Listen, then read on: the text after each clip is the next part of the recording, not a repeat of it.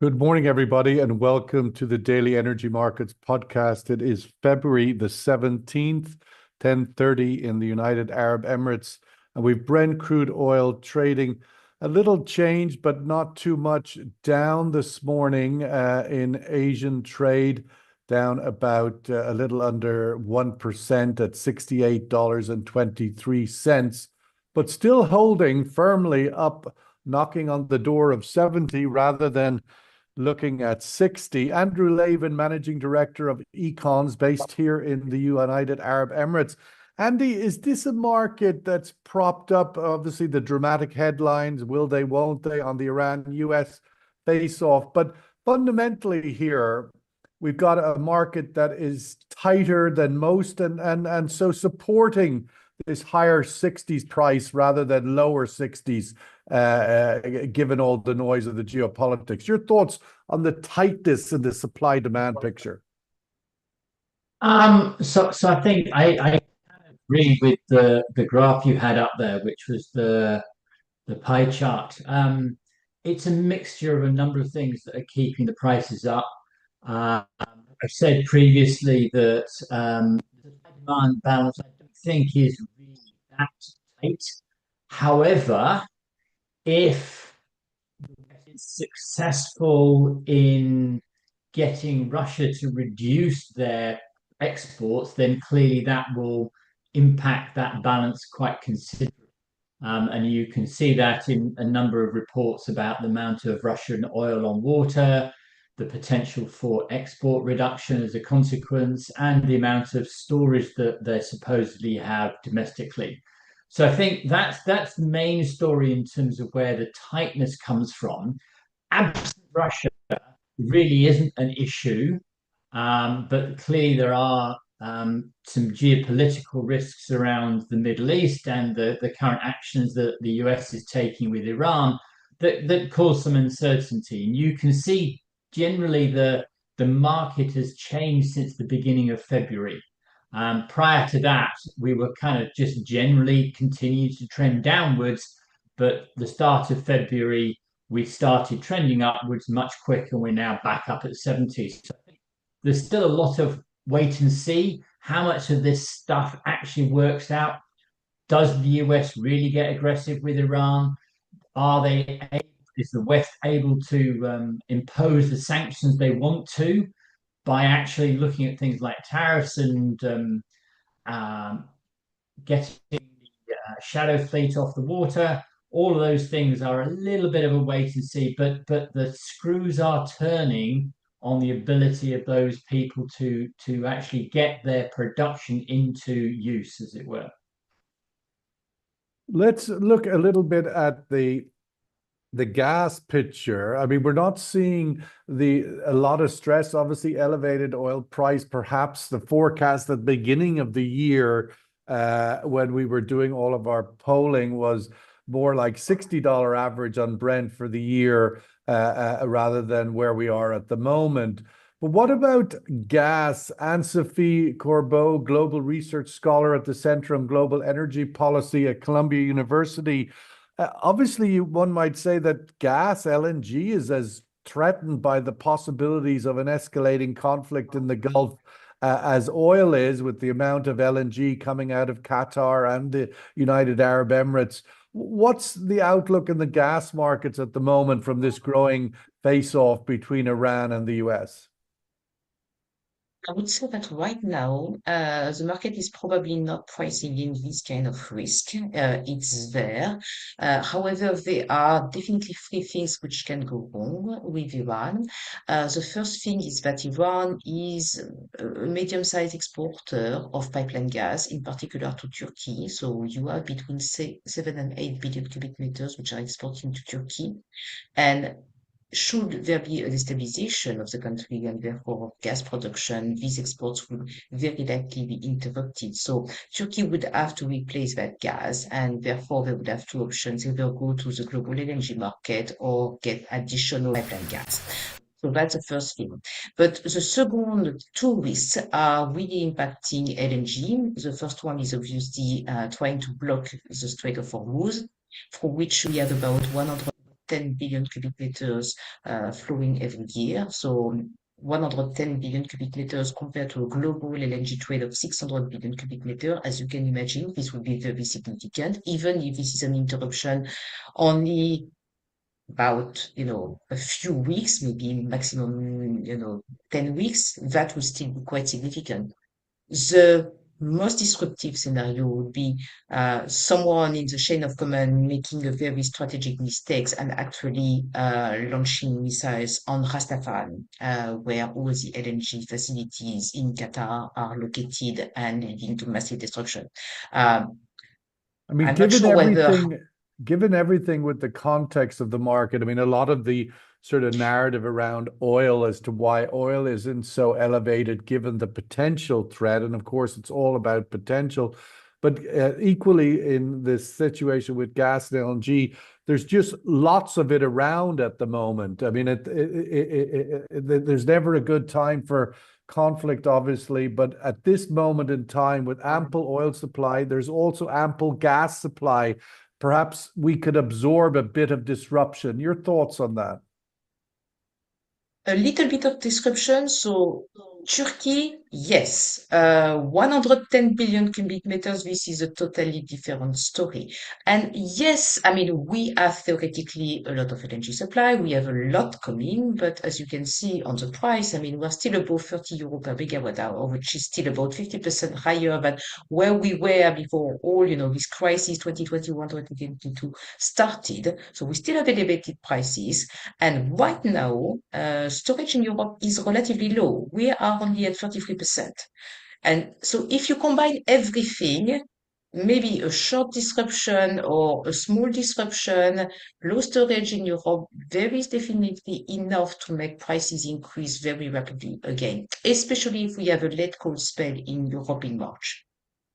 Let's welcome Henning Bloystein, Head of Energy, Climate and Resources at the Eurasia Group based in the UK. Henning, your thoughts coming out of the Munich Security Conference.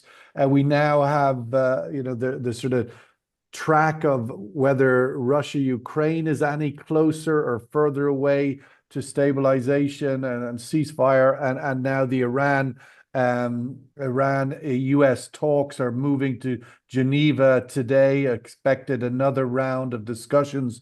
Where's the Eurasia Group's view on these two big sort of geopolitical fractures in the world finding any resolution soon? Yeah, thanks. So on the first, on the situation in Ukraine, there's barely any movement at all. So in Munich, okay, Marco Rubio gave a speech that was considered to be slightly less provocative than JD Vance's last year at the same location. However, just the evening before that talk, Rubio at the last minute skipped talks with European and Ukrainian leaders to discuss Ukraine, and instead said he would be going to Hungary to discuss Ukraine with Viktor Orban, which he then did yesterday. So we still, unfortunately, don't think there's a credible ceasefire on the cards right now. I know there's some demands to call elections, and but the Ukrainians have said yes, okay, but we could only have elections 2 months after the start of the ceasefire. So basically, that moves things well into summer or beyond, so not imminent. On Iran. I mean, it's very difficult to say because, a couple of weeks ago, we thought there were strikes imminent. Obviously haven't happened yet. But talks started first in Oman and then now, as you say, they're moving to Geneva. So there's definitely something going on there. We do still think that there's a very high risk of US strikes against Iran again. You can see, I mean, the amount of military equipment that the Americans have moved into the Gulf region is pretty overwhelming. And so we reckon it'll be used at some point. However, they have talked and talks continue. So actually, there's probably more going on there and with more prospects than there is in Ukraine at the moment. Andy, you're obviously sitting in UK today, away from your home in the UAE. The black market for Russian and Iranian oil, which is, of course, has been substantial over the last few years, despite all of the geopolitical tensions, oil has continued to flow. It has been just so attractive given the money that could be made, the discounts available to India and China, that the flow has continued relatively uninterrupted. But now it appears it could be in trouble as buyers of sanctioned crude have plenty of alternatives of legal barrels, above board barrels available at reasonable prices. So if you take all of this sanctioned oil, and some sort of analysts give it at up to about 100 million barrels currently floating around looking for a home. Your thoughts that the market is just tightening because less and less buyers for sanctioned crude? Well, I think it's less about the sanctions, because in essence, if you look at the price cap, the price was never a sanction. The price cap was an attempt to reduce the revenue and also to push oil away from Europe into other locations. So it's never really stopping it. But what you've seen more recently is this switch from actually worrying about oil and instead focusing on the dark fleets. So essentially saying, well, stop you selling your oil to people because none of these sanctions are international. But what I can do is I can vessels because they have incorrect flags, they're unsafe, etc., etc.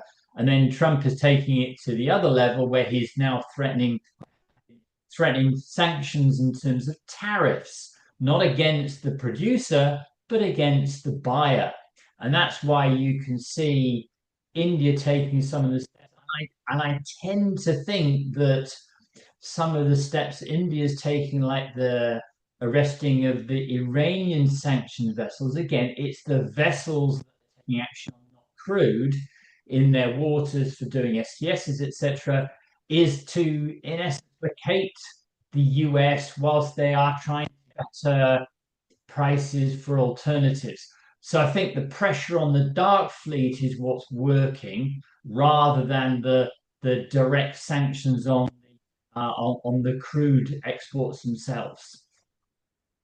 And Sophie, in this sort of greater intersection of global geopolitics, sanctions, trade, tariff wars, we've seen one of the long-standing sort of victims, if you want to call it that, is the US-China LNG trade, which has been suspended, disrupted. Is this more cyclical, or has geopolitics permanently reshaped this relationship, China importing US LNG, finding other sources? Well, this is already the second time this is happening, because the first time was during the first Trump administration and it lasted 1 year, and we are already again beyond 1 year because the last US LNG cargo arrived to China on the 6th of February 2025. The thing is that last year for China, it was entirely manageable. They imported only 6 billion cubic meters of US LNG in 2024. Last year, their imports of LNG actually dropped by more than this quantity, so it was entirely manageable.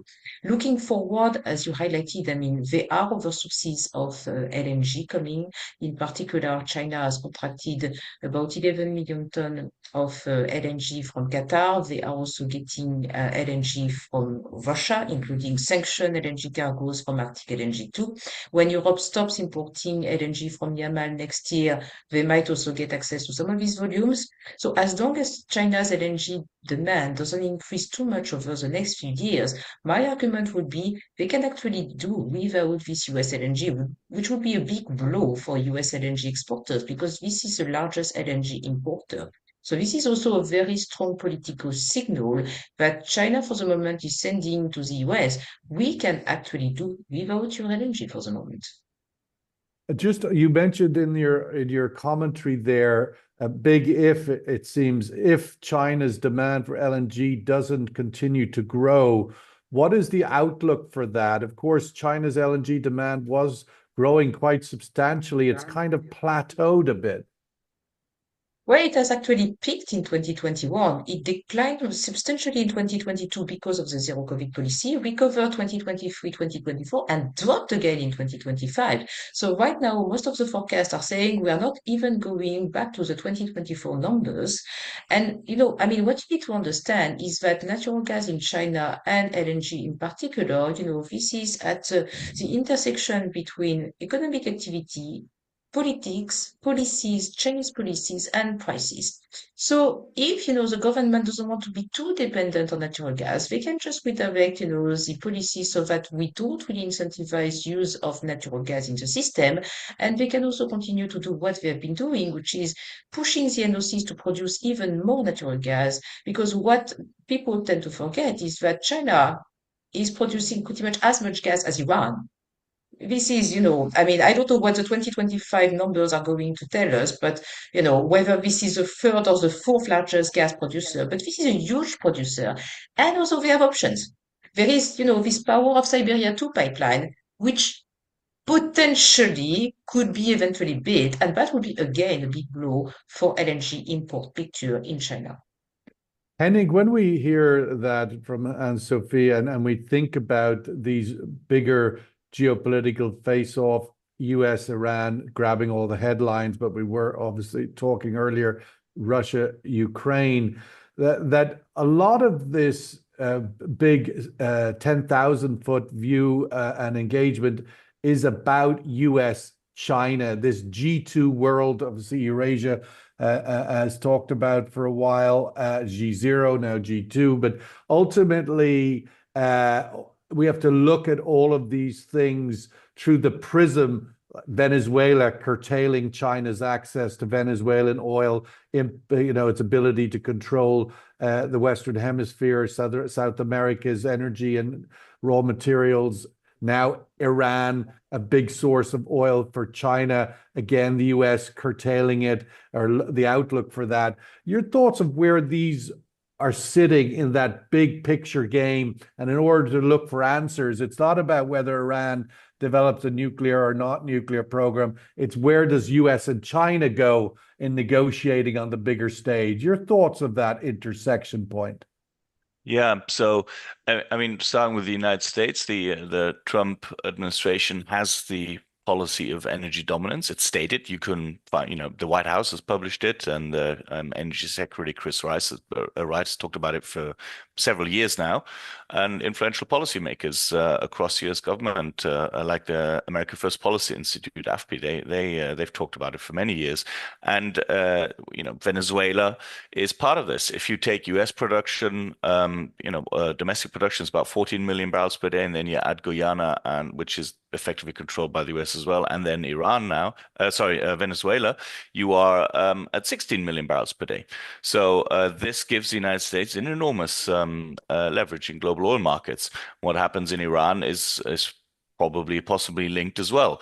If you then flip the view from the point of view of China, and Sophie just mentioned it, there is a view in China, and it's very understandable that, well, okay, if ever the situation with the United States, goes pear-shaped, US is the major LNG supplier, so are Australia, so are Qatar, who are very close US allies. So the policy has been to reduce imports. LNG imports have peaked at the cost of domestic production, of pipeline supply increases, but also of taking gas out of the system. The LNG fleet in the trucking fleet in China is now being replaced really fast with electric vehicles, and on the power side, renewables plus storage plus nuclear are increasing. So it's the same in the oil industry.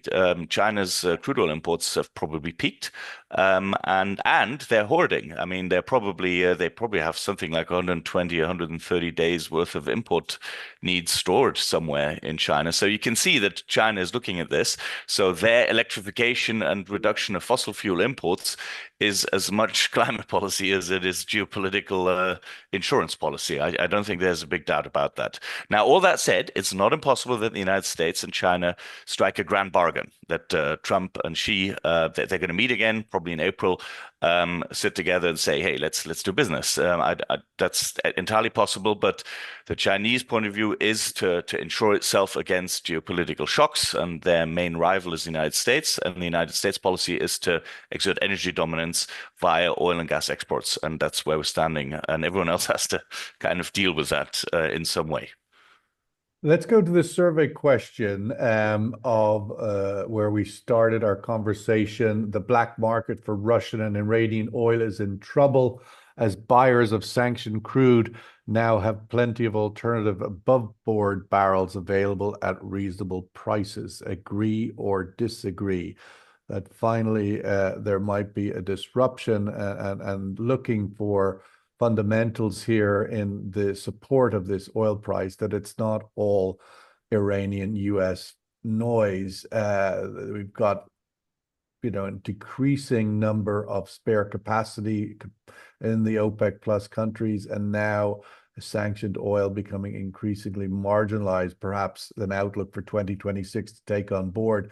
But Andy, just picking up on that commentary there by Anne-Sophie and Henning, we saw this week Tony Blair seems to be reincarnating in our lives for different reasons. But one this week was him espousing that the Labour government in the UK should be revisiting its North Sea policy, where it has sort of taken a heavy transition view and curtailing of the domestic oil and gas production in the North Sea.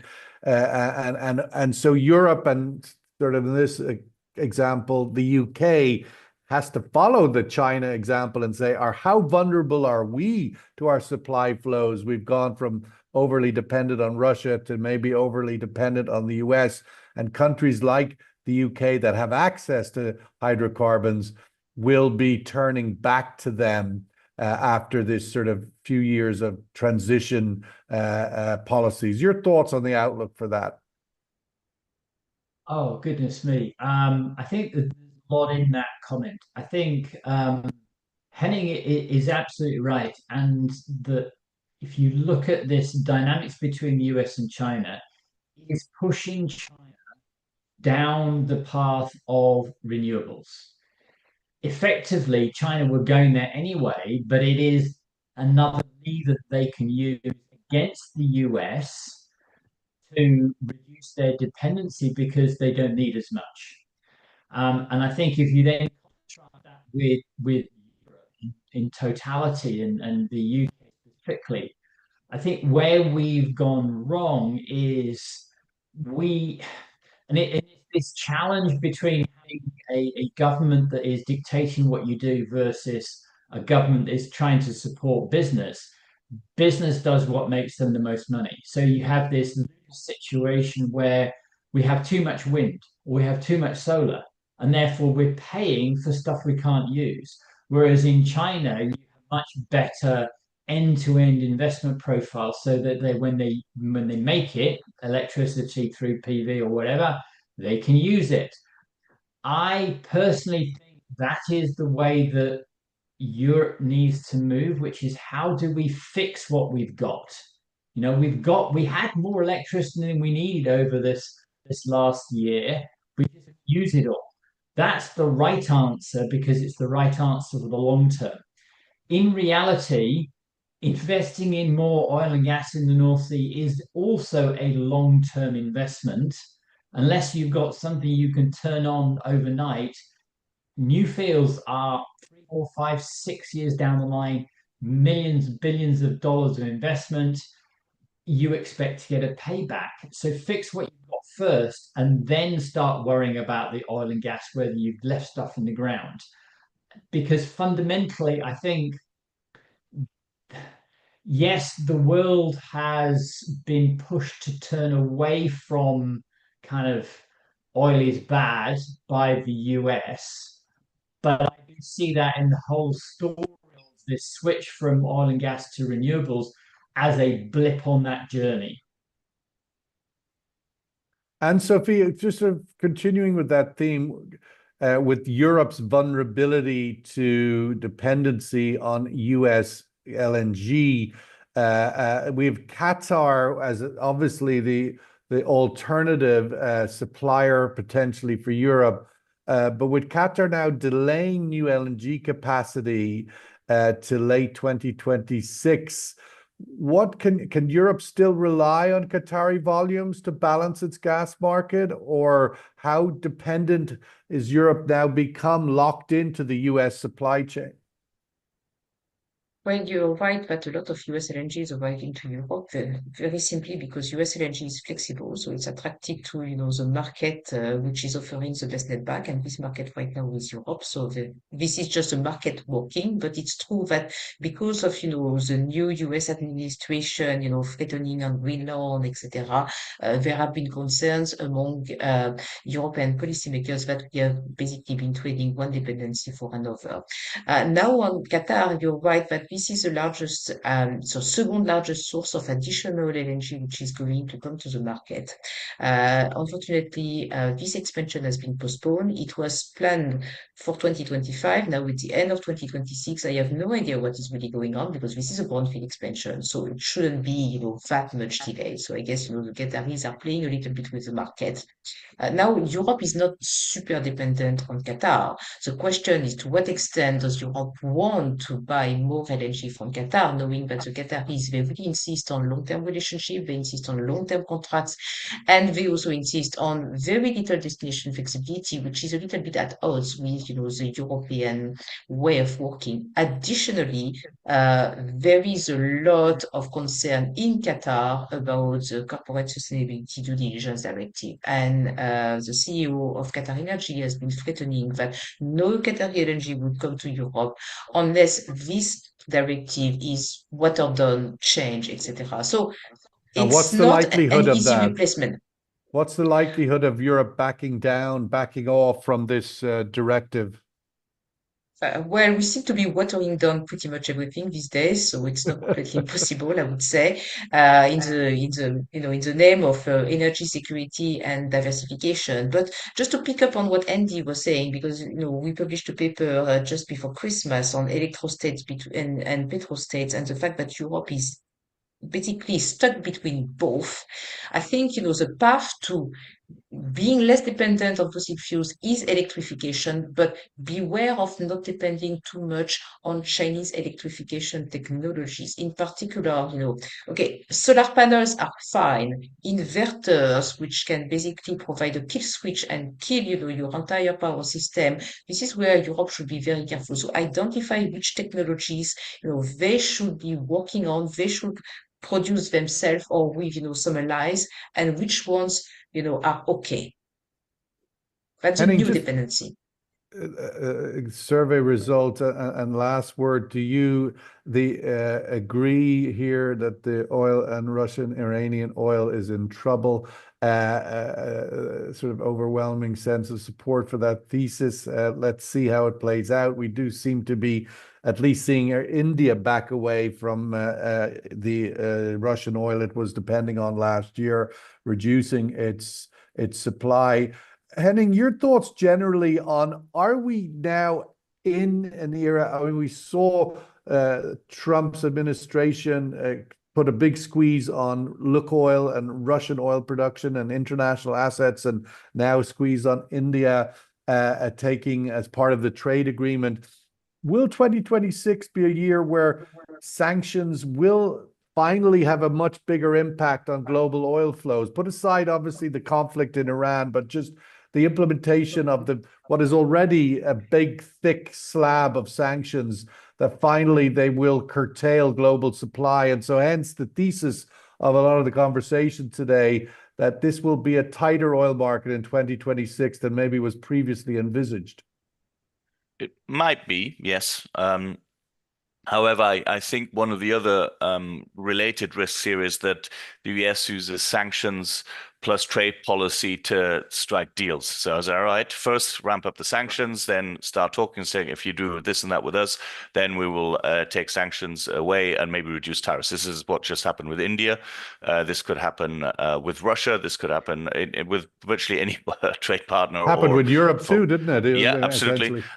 there's a risk that when the United States or Trump specifically realizes that Europe can't and won't buy as much oil and gas from the United States as we promised last year we did, that he gets a bit upset and responds in some way, or that the US can't supply that much. So I think it's a boring explanation, but I think there's a lot of scope for volatility here still, because it could be sanctions, tariffs up or down at any point. And that's why we'll have lots of more discussions like this. Yeah, it's certainly an important area to watch, but it's hard to sometimes see through the fog of literally, as the saying goes, the fog of war. Hopefully we won't have the fog of war, but the fog of all the noisy headlines around the threat of war, the potential supply disruption, makes it more difficult to look at these more granular supply and demand fundamentals. OPEC's ability to continue to increase supply, even if they wanted to, obviously restricted now to very few countries.